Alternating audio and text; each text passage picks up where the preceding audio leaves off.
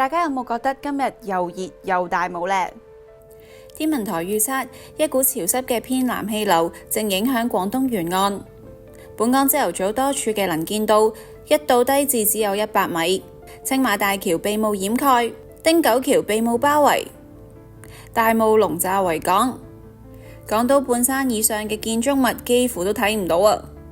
由九龍望向港島，一片白蒙蒙。天文台預測，今日市區最高嘅氣溫大概係28度，新界再高1到2度。